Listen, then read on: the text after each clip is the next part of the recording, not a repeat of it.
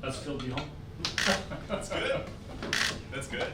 Yeah, I don't know. I mean, we've had several meets since then, but I think this is kind of fun. People are making a big deal of it, so it's a little more exciting. How often have you swam here over the years?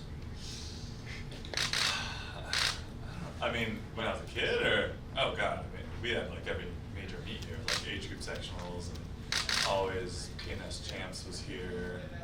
I mean, probably like 2 to 4 times a year from ages 7 to 17 or so. That's a lot. Give you any sort of like home pool advantage or anything? There's no advantage for me specifically over anybody else, but I mean the exciting thing is that this is just a fast pool overall, and that is like as silly as that sounds, it actually is a thing. So I think definitely there'll be some fast times here. What makes it a fast pool for people who are uneducated? You know, I mean, if you try to break it down, it's about how deep it is and how big the lane lines are to try to kind of eat up that wave. Especially in the 100, you know, the second 50, you'll definitely see a lot of guys. You know, you'll see guys either hitting into the waves, or you know, if someone's out in front, someone will try to jump on that wave and pull them back. But you know, the more you can just kind of eat away at that, the better. How often do you get back to Bremerton these days with such a busy swim schedule? Not as often as I like.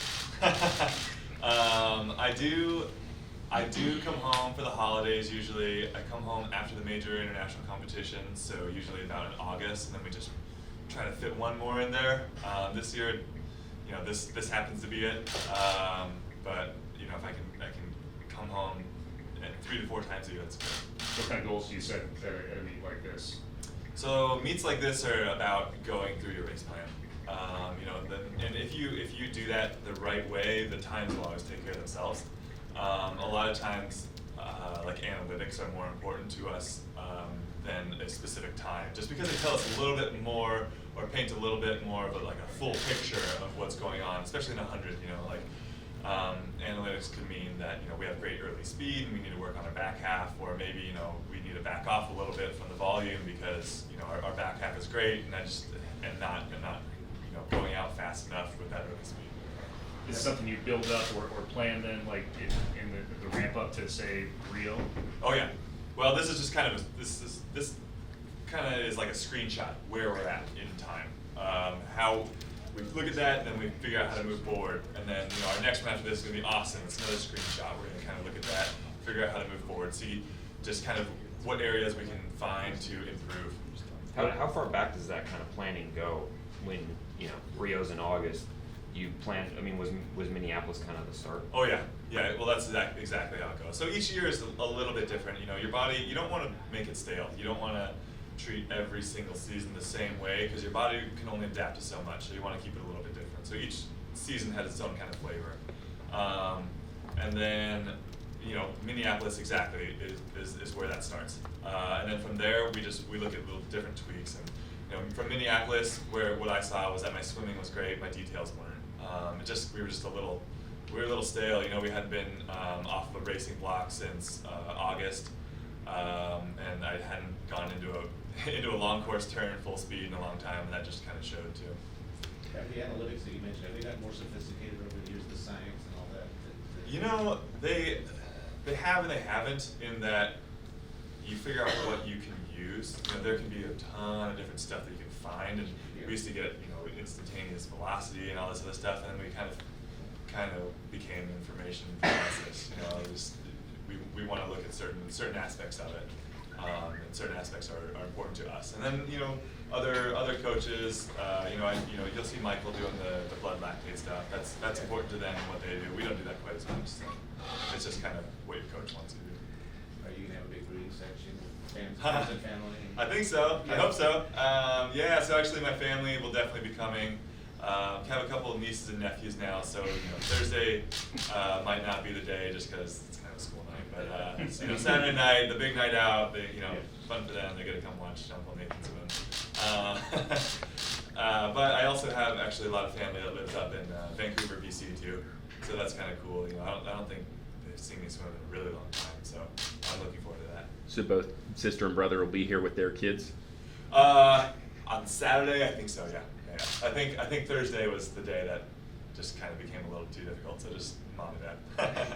You may have just answered this, but in terms of the technology, I noticed on you and Michael and others that the cupping on the back. Oh yeah. What is that all about? How does that help? So that's just kind of another way to approach recovery. You know, we're just trying to approach it from every single possible way, just because, you know, all those little incremental things can add up. And cupping is something that my physical therapist does.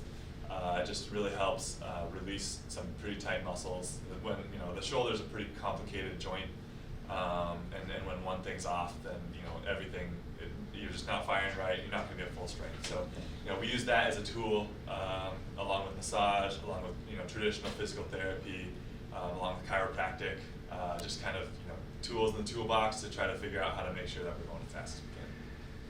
Michael was just sitting there right before you were talking about his new outlook and how relaxed he is. Have you noticed a change in Phelps? Yeah, absolutely, absolutely. I think it's exciting, and he's not just saying it. He's certainly living it from what I've heard too.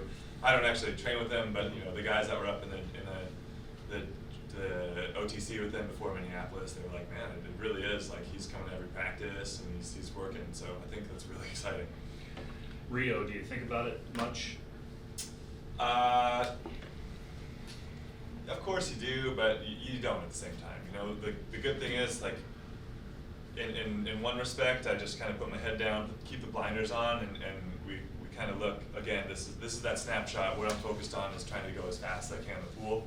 And then after this, I mean, we have dual in the pool as well, but then we're going to look, hey, how can we take these swims and make them better? So with that, it just keeps my mind occupied enough that I don't get caught up in the whole, you know, Rio being next year. This is your third Olympic, right? This, if I make it. Right, yeah. Assuming. Rio would be my third Olympics, yes. Do you know?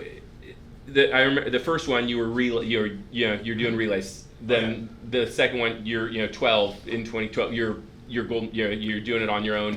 Do you see a passing of the torch from some of the other guys to you and some younger guys? How do you gauge that or view that or think of yourself in that way?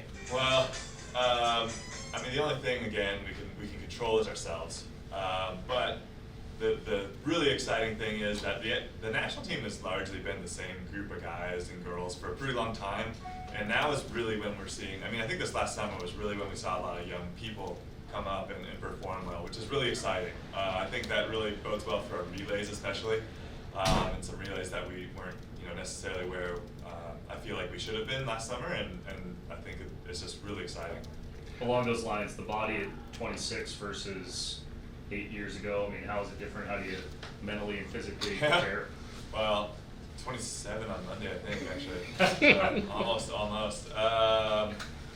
It's I've to be completely honest, I think I've noticed the changes this year and maybe a little bit of last year.